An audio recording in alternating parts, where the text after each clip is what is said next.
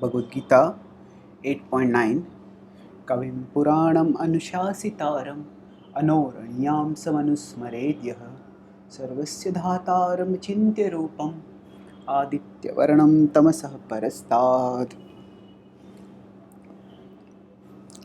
Here Krishna is describing the attributes of the Supreme Person on whom we are to meditate. Kavim Puranam Kavim. He's the wisest. He's extremely wise. Actually, the previous words describe that we should meditate on the Supreme, Paramam Purusham.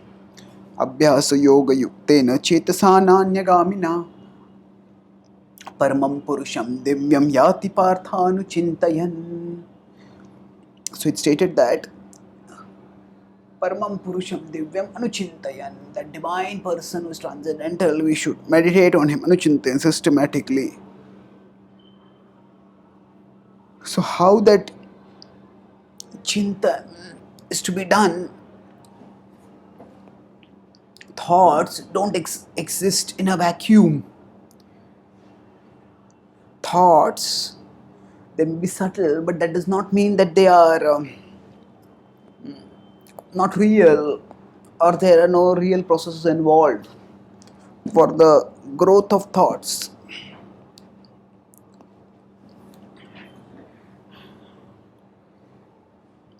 They need some input based on which thoughts get strength and then they grow.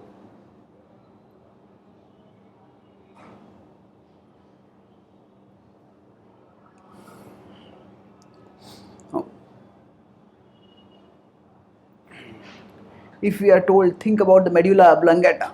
Now, if that's the first time we have heard the word, we will probably not be able to think about it much.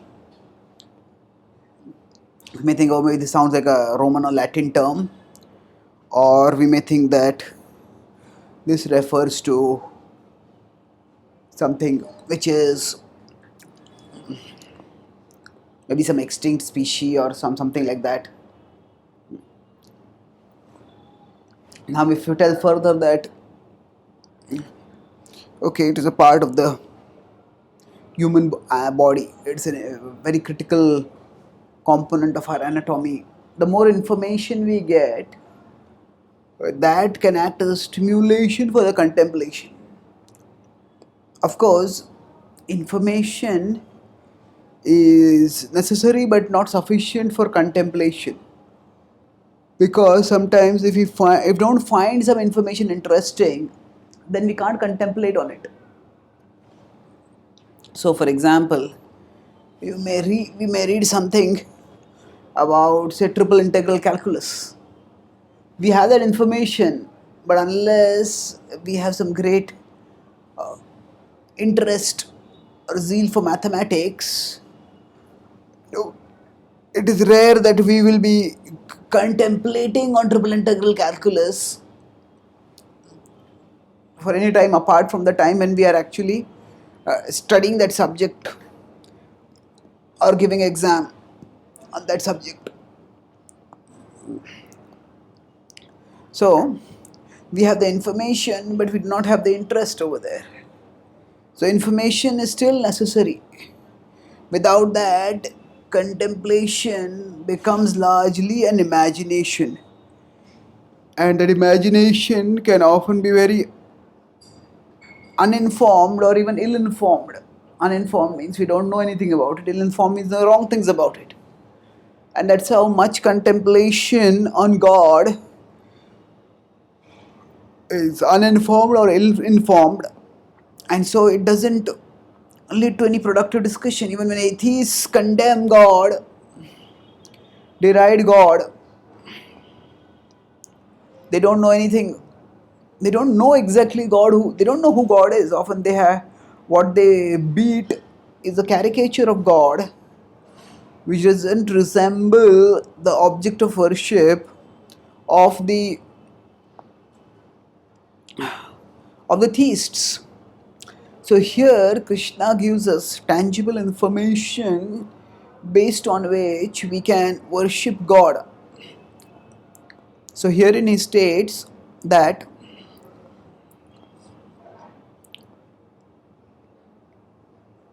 there is a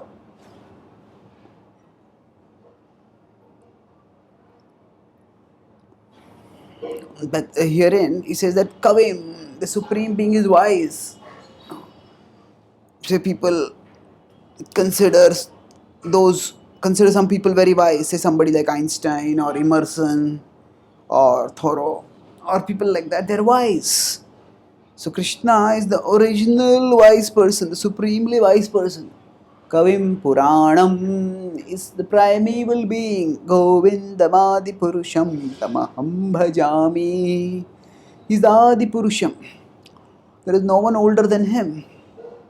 Kavim Puranam Anushasitaram. Anushasitaram. He is the person who does Anushasan. He is the controller.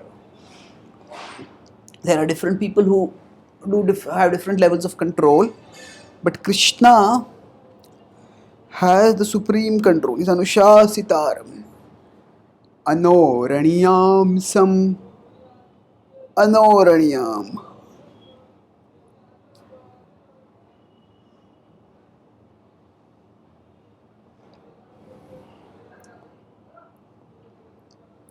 He is smaller than the smallest. This is one of the inconceivable attributes of God. Usually, when we think of somebody as a controller, we think that person may have to be big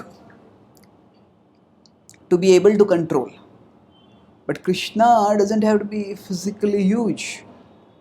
He is of a moderate size. He doesn't have to have huge biceps. His form is very aesthetically appealing, visually pleasing, not that of a gigantic muscular person, but of a aesthetically pleasing person. And he is now, of course, here Krishna is talking about Anoraniyam Sam. He is Andantarastha Parmanu Jayantarastham. He is present in every atom. He is smaller than the smallest in that sense. Anusmarhedyaha. The previous verse has Anuchintayan. So here it is Anusmaret. Same theme is continued from the previous verse, that how can we it was previous verse says think of him systematically, and this verse says remember him systematically based on these attributes of his. Sarvasya Dhataram. He is the sustainer, the maintainer of everyone. When we think of him as the Anushasitaram, we think he's above everyone and everything. But he's not just above everyone and everything, he's also underlying and sustaining everything. Sarvasya Dhataram.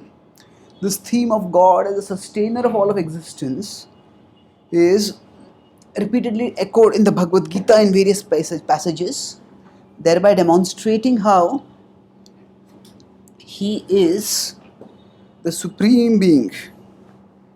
Further, he is the ground of all being.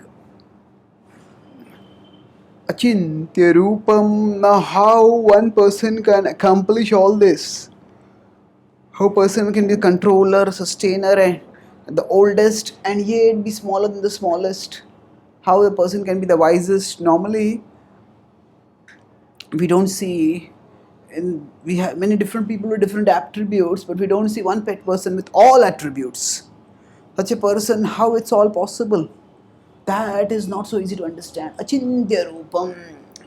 He's not impersonal, he has a form. How that form can encompass all these features, all these qualities, that is Achintya. Aditya Varanam Tamasah Parastad. Aditya Varanam Tamasah Parastad is a Upanishadic chorus line sort of. Frequently, this comes in many passages in the scriptures, and therein it describes how that absolute truth is effulgent beyond the darkness of this world. Tamasaha is darkness or ignorance, and the Upanishad say tamaso ma jyotirgama. So, where do we go to the jyoti, to the light beyond the tamas? That is mentioned in this verse, that there is a supreme light, that is Aditya Varnam. It's not just a light, but it is a Chinta Rupam. It is a person who is supremely effulgent. So these attributes of Krishna enable us to meditate on him in a sustainable and transformational way, and thus we can come closer and closer to him and ultimately attain him. Thank you.